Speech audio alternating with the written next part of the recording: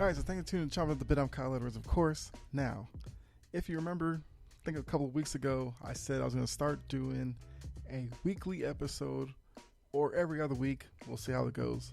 But for right now, I plan to do every week an episode dedicated to my top 5 list. And as I said back then, and still rings true, I am open to suggestions. So after you listen to this episode, you can go ahead and drop in the comment or whatever a top 5 sports related category, of course, that you would like me to do my top 5 list. So this may not be the end all be all top 5 list, but it's the top 5 to my preferences. And hopefully you enjoy this new series. I'm hoping it can be a lot of fun and a chance to be interactive with you guys. I think you will like the first one I have for this episode. And I do have a couple in mind that if I don't get any suggestions, I'll just run with. But like I said, if you guys come up with a good one and I use it, I will shout you out, give you all the credit for it. So for this episode, I'm going to go ahead and do my top 5 rivalries in sports currently. I'm not talking about all-time rivalries for me. Current ones, like right now. If, a game was happening tomorrow between the two teams or whatever on my list, I'm making sure I'm tuning in. I'll give quick little insight into why I went with those, but I don't plan on this being a long episode. So let's go ahead, dive into these, and of course at the end, let me know if you think my 5 are any good. If you think it's all trash, let me know which ones you would take out and replace with. So let's go ahead, jump into these. I think I have a sounder to go in between each of the 5. We'll see how good it works, but let's go ahead and get started with these. So, like I said, I'm going to do top 5 rivalries to me currently. If for me, a rivalry is built off of not just the product on the field or the court or whatever, not whatever the playing surface may be, but the fans can make a great rivalry. The stakes involved. So if these teams have met in a playoff series, in a championship, or something like that, that can create a great rivalry. Obviously, both teams being, good helps. Although some rivalries can kind of last the test of time where if one team may be down, it can still carry some heat. So I'm going to go ahead and do that. And I guess just as a caveat, well, I'll save it for the list. So go ahead. I guess I'll start at number 5 and work my way up. Now, it was hard for me to decide on the order of the 5, so this is what I came up with as my final list. It may not actually be how I feel in terms of them ranked 1 to 5 this way, but these are the 5 best rivalries to me right now. I even have some honorable mentions with a couple of them that might be a little out of the box that you may not even be thinking about. So let's go ahead. So for my number 5, I have Steelers vs. Ravens. Now, I think as an NFL rivalry, this one is one of the best ones. As a Patriots fan, I guess if you didn't know, I am from Boston. I am all Boston sports fan, so I'm a Patriots fan. Steelers and Ravens are 2 teams that I have been programmed to hate. So seeing the 2 of them go at each other, the games, I have to admit, are compelling, they're entertaining, hard hitting, and I just like seeing both teams beat each other up. Both have pretty good fan bases based off of, me watching the Patriots play both of them. Patriots aren't exactly liked by either fan base, and they've had moments that are memorable. The first one that comes to mind, the Mike Tomlin, what was it? Was it Jacoby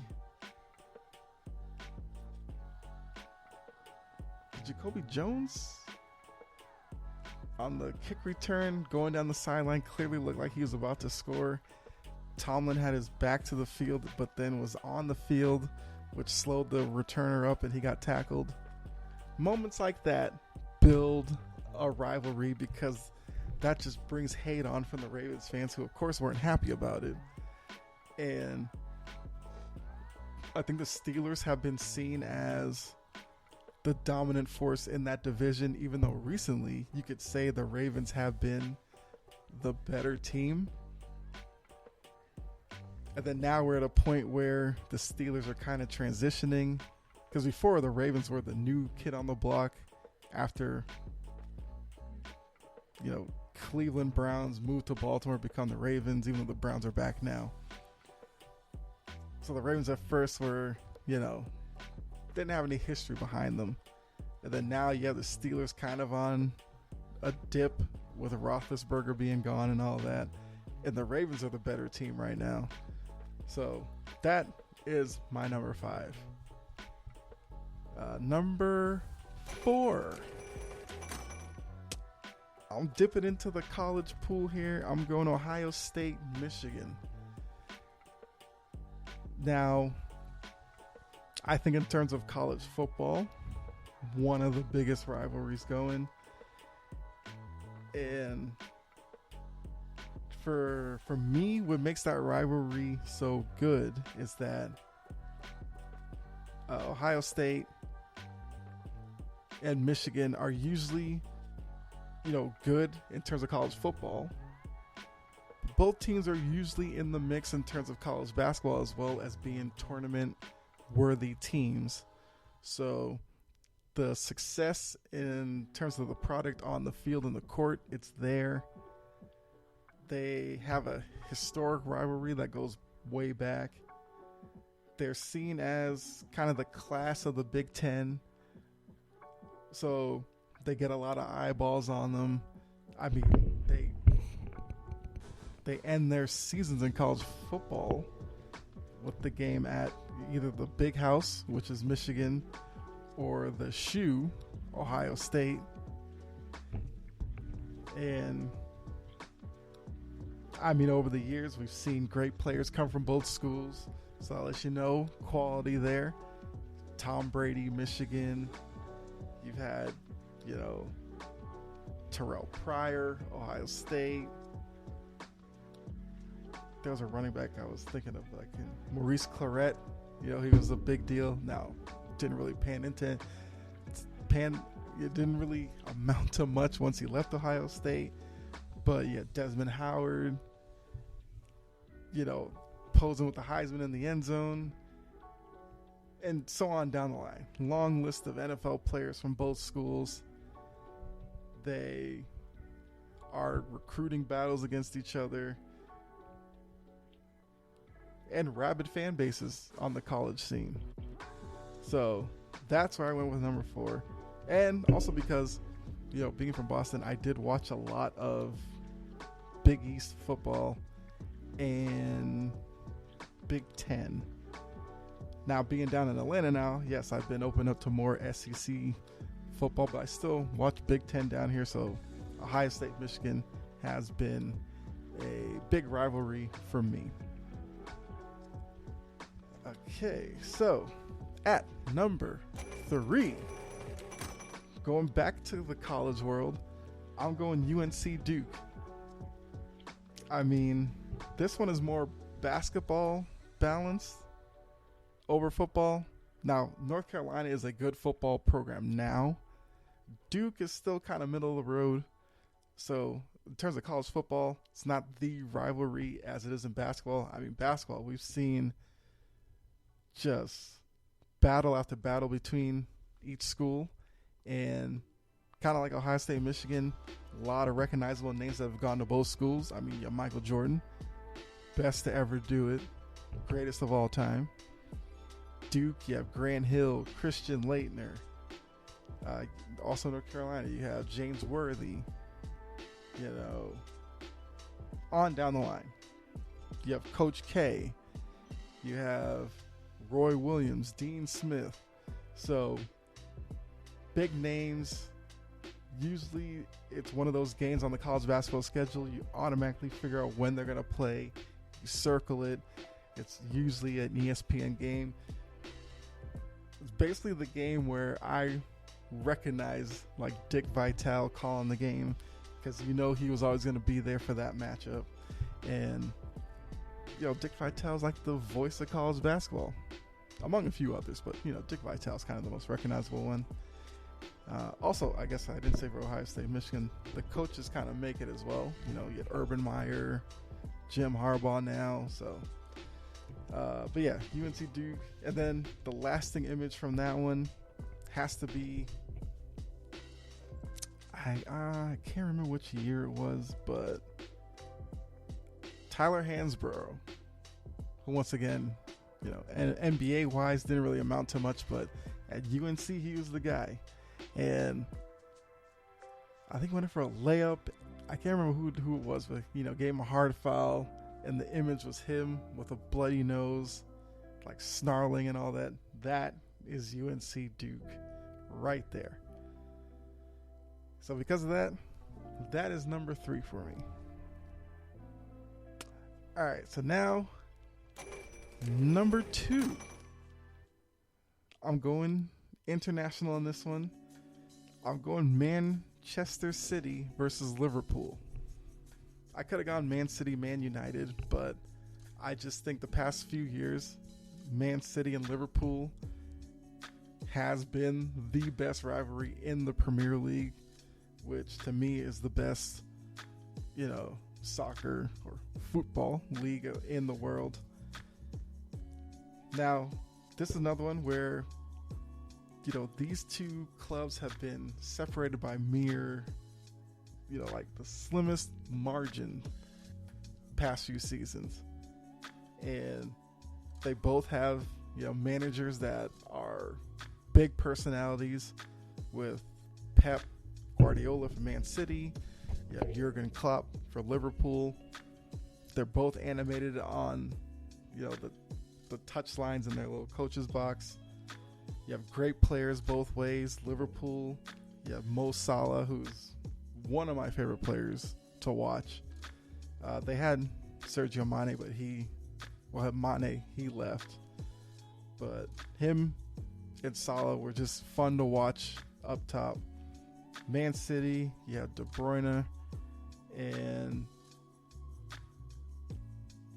well, they have Haaland now, and I'm interested to see how he fits in with them. But every year now, when you think about the start of the Premier League season, you automatically think Man City or Liverpool are going to end up winning the league. Then they're both usually involved in Champions League and are big contenders for that. So there are two clubs that meet pretty regularly. Like I said, whether it's Premier League, Champions League, or whatever, they're the two class clubs of the Premier League. And there's just so much on the line with each of them because, you know, both clubs have a chance to run the table. They could, you know, each pull off a, you know, in terms of titles, double, a triple. Would you be surprised if one of them, well, I guess the treble is the triple, but would you be surprised if one of them ever pulled off a quadruple? Which I don't think has been done in a while, but with the talent on both squads, one of them could easily do it. And that's why they're number 2.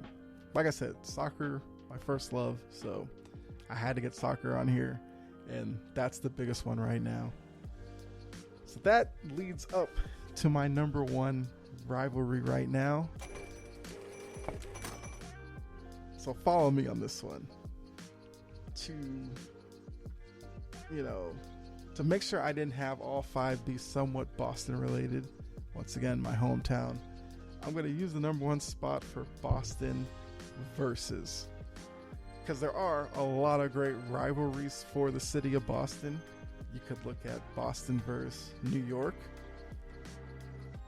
which kind of, encompasses Red Sox, Yankees, one of the best rivalries out there. You have Celtics, Knicks as a rivalry. Not that big right now since the Knicks are down.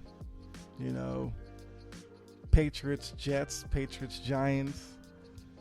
Always a big deal. You have Bruins, Canadians, Bruins, Maple Leafs. Who am I missing? Patriots, I already said Steelers, Patriots, Ravens, Patriots, Colts, which is just a rivalry for several reasons. One, you had the Peyton Manning, Tom Brady thing. You had the whole Deflategate being started by the Colts, and that really turned up that rivalry. You have Celtics, Sixers. So there's just Celtics, Lakers, and there's even more, but I'm just going to leave the top spot for Boston versus, because like I said, these are the rivalries that made my childhood, and I've continued to follow them as an adult. I could even give a nod to old Big East, BC, UConn, BC, Syracuse, BC, Pitt, BC, Virginia Tech was pretty good for a little bit. I mean, they're both in the ACC now, but yeah. So those are my five, and I even had honorable mentions, which I said these are the ones that kind of are off outside of the box thinking. I had U.S. versus Jamaica track and field.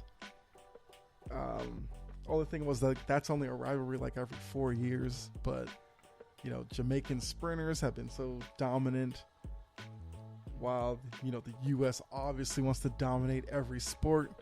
So we've seen world-class U.S. sprinters go up against Jamaican sprinters and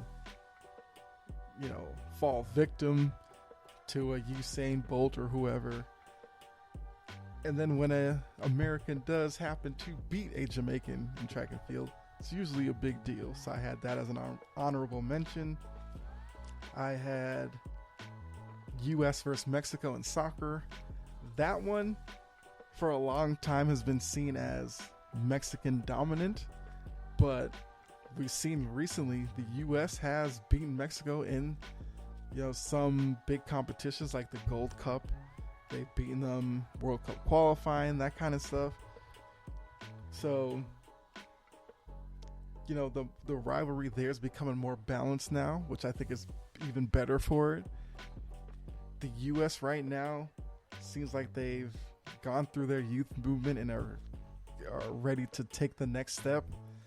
I think Mexican soccer is at a point where they're kind of letting go of some of the past that helped them dominate so long, and they're kind of going through a shakeup in their talent right now.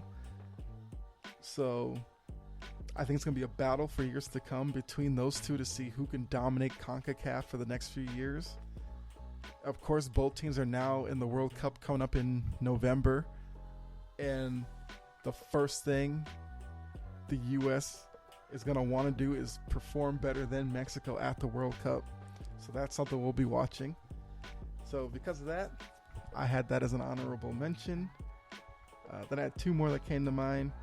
I had U.S. women versus the world, because yes, women's sports aren't seen in the same veil as men's sports. They're seen as a step below, and that's just here. You look around the world and women's sports are even less of a thought, where you have some countries that it's either between giving resources to the men's team or the women's team, and they'll obviously go with the men's team. So you have some countries trying to build their own, success with their women's teams. And like I said, even though women's sports here aren't that big, it's still light years, further down the line where some of these other countries are. So in a lot of women's sports, there's always the sense of finding that rival for U.S. women, whether it's Canada, soccer, or Australia, or Japan, women's basketball, Australia, or France. I think Brazil even there a little bit. So that's definitely one. And I think for women's sports, either both here and internationally, to become a bigger thing, would love to see some of those rivalries that, bring a little extra, added element to these games and probably help them develop more. And then the last one is kind of a new one that I thought of. The SEC versus the Big Ten, which is kind of going along the lines of this conference realignment that's happening right now, where it just seems like it's an arms race between those two to assert dominance in college football for the years to come. And, because of that, kind of leaving the Pac-12, Pac-10, Big 12, ACC behind. So, we'll have to see once all of this realignment happens where those two conferences are at, whether it's 20 teams, 22, 24, 28, 32, however far they go. And once that happens, I mean, it will be a constant thing between the two to see who's better than who. So those are just a few I can think of. Of course, there's so many other rivalries out there, Bears, Packers, Cowboys, Eagles. There's just too many to name. But yeah, so they're my first top 5 list. Hopefully, you enjoy it. As I said earlier in the program, let me know what you think.